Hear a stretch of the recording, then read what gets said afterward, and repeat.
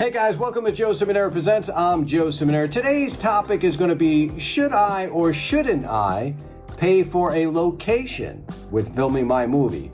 Well, if you're an independent producer, you're probably going to want to listen to this video coming up next.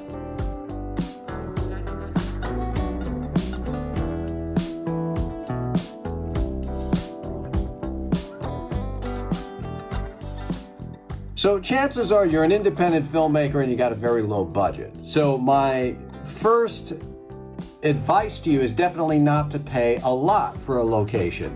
What do I mean by a lot? Well, let's say you go into your local film office and you try to get a permit through the film office. They're going to charge you their fee, they're going to charge you the site fee, and they're going to charge you any overtime that you could be. And you could be well over the $1,500 to $2,000 range.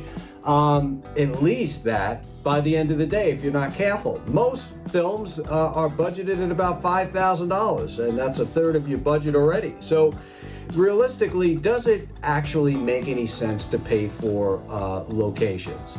I think that if you're impatient and you're in a rush, that's when you pay for the locations. But there are tons and tons and tons of good locations out there that if you spend the time and the patience looking around and getting some really creative places, you can find them for little or no money. I can tell you places that rely on donations, right? So they're not ran by the town, they're private organizations like monasteries, stuff like that, which are always my favorite. Will tend to accept a $250 donation, a $200 donation for the day, and you get the whole place. So if you look at one of my places that I did called Acedia, that was one of my movies, and I used this incredible mansion from I think it was 1870 it was built. I mean, just the stonework, the architect was just perfect for a horror film. I mean, you couldn't get any better than that. And I made a deal with them for like $500. I got three days out of them. So, you know, if I would have had to go through the whole permit thing and it was a place that was owned and mandated by the town, etc., I'd be at the few $1,000 level easy. And I always say, before you spend money on a great location, spend the money to feed your team. That's really where the money should be going, and other stuff that you need. There are so many great locations. Should I pay for a scouter?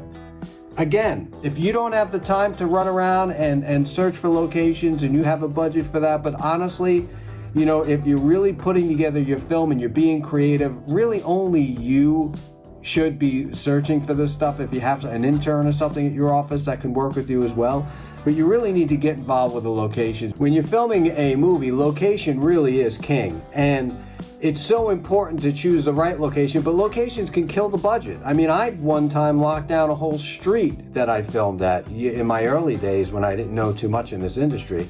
I had to pay for the detectives from the moment they left their house till they got to the location, and however long they stood there was like $75, $80 an hour.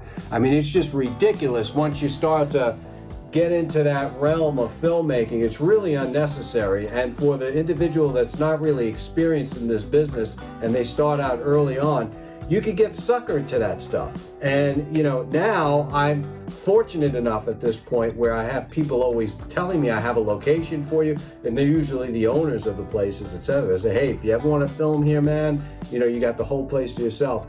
But, before you actually get to that point, yeah, there's a lot of running around, and I would not recommend anybody spend a lot of money on a location fee at all. Most people who are decent individuals love filmmakers, they love the attention that it could possibly give to their location, and they might give you the place for free.